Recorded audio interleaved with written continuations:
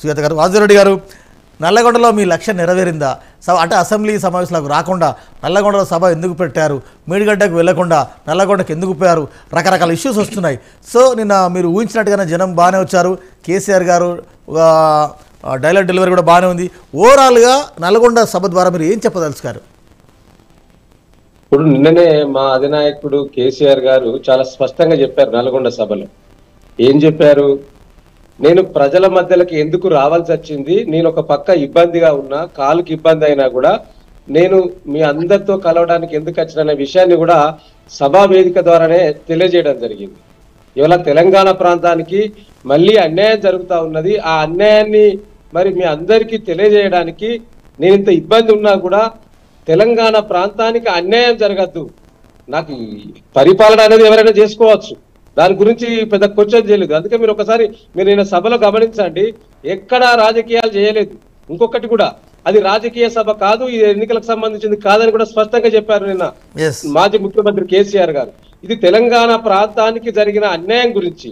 ఈ ప్రాంతంలో అధికారంకి వచ్చిన కాంగ్రెస్ ప్రభుత్వం ఈ 2 నెలల్లో వారికి ఎందుకంటే అనుభవం లేదు కదండి. రేవంత్ రెడ్డి గారు వారే చెప్పారు స్వయంగా ఒక టీవీ ఇంటర్వ్యూలో ఎన్నికల కన్నా ముందు, మీరు భవిష్యత్తులో ముఖ్యమంత్రి అయితే మీకు అనుభవం లేదు కదా, ఎట్లా పరిపాలిస్తారంటే ఆయన ఒక మేస్త్రి ఉదాహరణ చెప్పిండు, ఒక బిల్డింగ్ కట్టే మేస్త్రి ఉదాహరణ చెప్పిండు. ఇప్పుడు అదే ఆ మేస్త్రి ఉదాహరణ చెప్పిందే ఇప్పుడు నడుస్తా ఉన్నది. అంటే గుంపు మేస్త్రి అని ఎందుకు చాలా మంది పత్రికల్లో కానీ విమర్శలు కూడా ఎందుకు వస్తా ఉన్నాయంటే, నాడు ఆ విషయాన్ని టీవీ చర్చలో చెప్పిండ్రు కాబట్టి ఇవాళ కూడా ఒక ఐఏఎస్ ఆఫీసర్ ఉంటారు, ఐపీఎస్ ఆఫీసర్ ఉంటారు, వాళ్ళతో అడ్మినిస్ట్రేషన్ చేసుకొని నడిపించచ్చు, పెద్ద ఇష్యూ కాదని చెప్పి అలాంటి రేవంత్ రెడ్డి గారు చెప్పారు. ఇలా గదే కుంభ ముంచింది. తనకు అనుభవం లేదు కాబట్టి, తనకి ఈ యొక్క ప్రాంతం మీద పట్టు లేదు కాబట్టి, ఇదే ప్రాజెక్టుల విషయంలో కావచ్చు, లేదా నిధుల విషయంలో కావచ్చు, కేంద్రంతో ఉన్న పేచీల విషయంలో కావచ్చు, వీటన్నిటి మీద అవగాహన రాలేకపోయింది. ఎందుకు రాలేకపోయిందంటే ఆయనకు సమయం సరిపోలేదు. ఉన్న 2 నెలలు ఏం జరిగిందో రివ్యూ చేసుకోలేకపోయాడు. వచ్చిన నాటి నుంచి ఇప్పటి వరకు ఆ ప్రతిపక్ష పార్టీ ఒక పక్క ప్రజలు మీకు మ్యాండేటరీ ఇచ్చిండు, ఆ మ్యాండేటరీని ముందుకు తీసుకెళ్లడానికి ప్రయత్నం చేయకుండా నిత్యం కేసీఆర్ మీద, కేసీఆర్ ఫ్యామిలీ మీద, బీఆర్ఎస్ పార్టీ మీద విమర్శలకు అవకాశం ఇచ్చిర్రు తప్పితే వాస్తవంగా మనం ఏం చేయాలి, మనం ప్రజలకు ఇచ్చిన హామీలు ఏంది, రేపు భవిష్యత్తులో మన కళ్ళ ముందున్న అంశాలు ఏంది అని చెప్పి ఎక్కడ కూడా మరి మాట్లాడినట్టు సందర్భాలు లేవు. నిన్న కేసీఆర్ గారు కూడా అదే చెప్పిండు. అందుకనే నిన్నటి మీటింగ్ లో స్వయంగా మేము 10 సంవత్సరాలు ఈ కేఆర్ఎంబి పరిధిలో ఉన్న ప్రాజెక్టులను కేంద్రానికి అప్పచెప్పకుండా కొట్లాడినము, సమస్య లేదు, ఇచ్చే సమస్య లేదని చెప్పి కొట్లాడినము. కానీ మీరు వచ్చిన ఈ 2 నెలల్లో మీకు అవగాహన లేకపోవడం వల్ల, మీ ఇరిగేషన్ మినిస్టర్కి తెలియకపోవడం వల్ల, మీకు తెలియకపోవడం వల్ల అధికారులు సంతకాలు పెట్టినని మీరే కొన్ని సందర్భాల్లో ఒప్పుకున్నారు. రెండో అంశం కూడా మీరు గమనించండి, ఇవాళ నిజంగా మీరు కేంద్ర ప్రభుత్వానికి ప్రాజెక్టులు అప్పచెప్పకుంటే మీరు అసెంబ్లీలో తీర్మానం ఎందుకు పెడతారండి?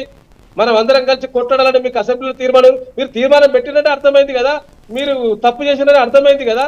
కాబట్టి దాన్ని ప్రజల్లోకి తీసుకెళ్లడానికి అందుకని నిన్న చెప్పిండు, మంచి పాలిచ్చే పైన అమ్ముకొని దున్నపోతును కొనుక్కున్నారు మీరు అనవసరంగా.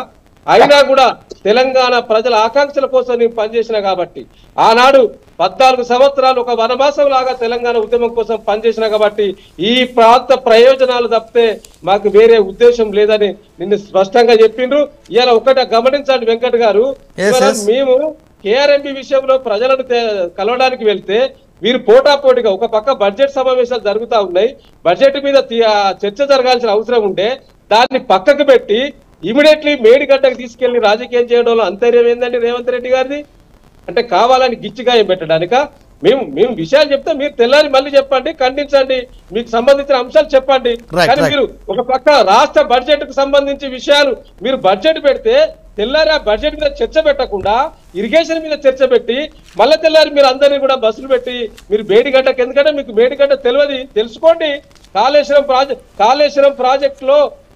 ప్రాజెక్టు ఒక కేసీఆర్ గారి నాయకత్వంలో ప్రపంచంలో ఒక పెద్ద ఎత్తిపోతల ప్రాజెక్టు. కాళేశ్వరం అంటే ఒక మేడిగడ్డ ఒకటే కాదండి,